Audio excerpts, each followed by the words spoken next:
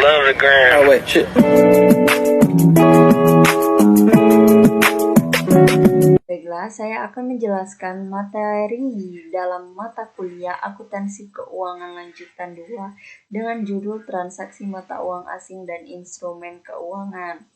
Baiklah, di sini ada subbab yang kita akan pelajari, yaitu ada 4 tentang permasalahan akuntansi, tentang transaksi mata uang asing, tentang mengelola resiko keuangan mata uang asing dengan instrumen keuangan kurs forward, dan juga memahami tentang pertimbangan pertambahan. Baiklah, kita mulai dengan masalah akuntansi. Nah, dari transaksi mata uang asing ini meliputi tentang penjualan, pembelian, dan transaksi lain yang menimbulkan transfer mata uang asing atau pencatatan piutang atau utang yang nilainya akan dilunasi menggunakan mata uang asing. Sehingga perusahaan akan membuat laporan keuangan yang menggunakan mata uang rupiah pada saat pelaporan dan disetarakan dalam rupiah, dicatat pada pembukuan dan dimasukkan dalam laporan keuangan perusahaan. Nah, di sini juga ada kurs mata uang asing, yaitu ada 4. Yang pertama, penentuan kurs. Di mana sih kurs itu dapat berubah sewaktu-waktu, sehingga sejumlah faktor ekonomi mempengaruhi permintaan dan penawaran terhadap mata uang tersebut. Yang kedua, kurs langsung. Kurs langsung ini adalah banyaknya unit mata uang asing yang disetarakan ke dalam rupiah. Sehingga dengan rumus DER, Direct Exchange Forward, per sama dengan nilai setara rupiah per 1 FCU. Kurs tidak langsung ini kebalikan dari kurs forward. Yang ketiga, perubahan kurs. Apabila meningkatnya atau menguatnya rupiah mengalami penurunan kurs langsung. Apabila melemahnya rupiah mengalami kenaikan kurs langsung. Ada kurs spot, kurs kini, dan kurs forward. Di mana kurs spot ini adalah kurs yang digunakan dalam penyerahan segera suatu mata uang. Ada kurs kini sebagai kurs spot pada tanggal laporan posisi keuangan suatu entitas. Ada kurs forward, kurs untuk pertukaran mata uang di masa mendatang. Selisih antara kurs forward dan kurs spot suatu tanggal dinamakan spread. Nah, transaksi mata uang asing.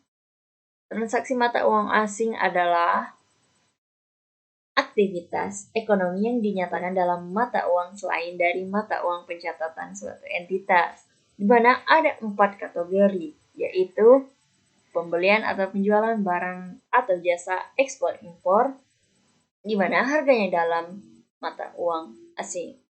Kedua, utang atau piutang pinjaman dalam mata uang asing.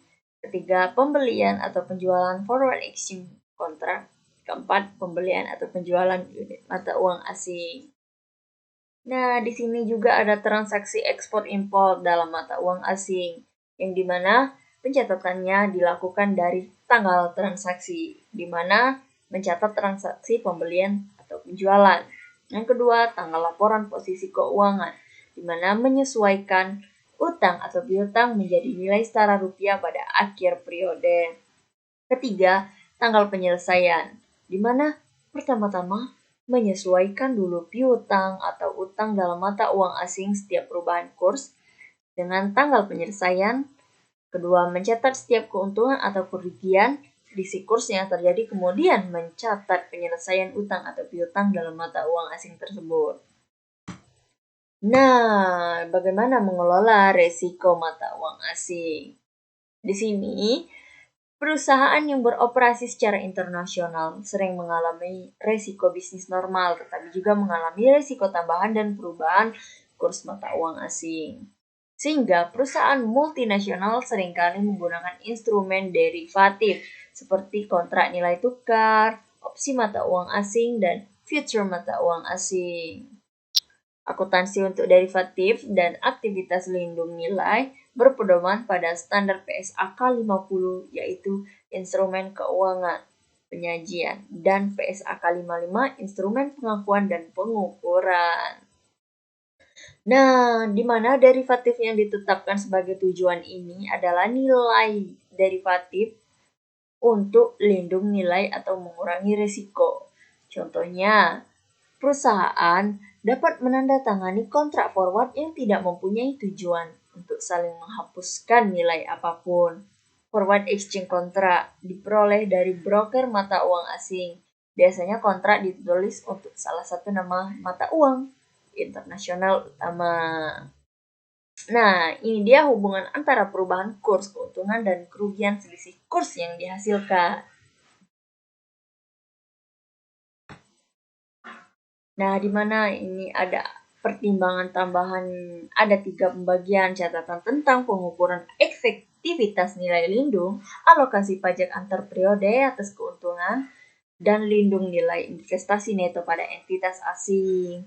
Baiklah, dari catatan tentang pengukuran efektivitas, lindung nilai menggunakan PSAK 55 yang menyatakan bahwa setiap awal transaksi lindung nilai, perusahaan harus mendefinisikan metode yang akan digunakan untuk mengukur efektivitas lindung nilai.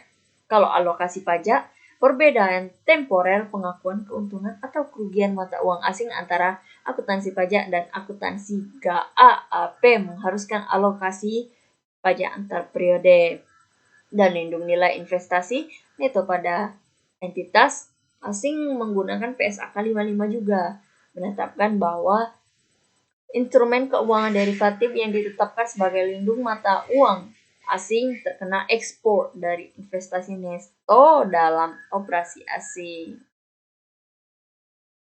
Nah, ada definisi dan deskripsinya. Instrumen keuangan derivatif itu adalah instrumen yang nilainya berdasarkan derivasi dari nilai suatu yang lain.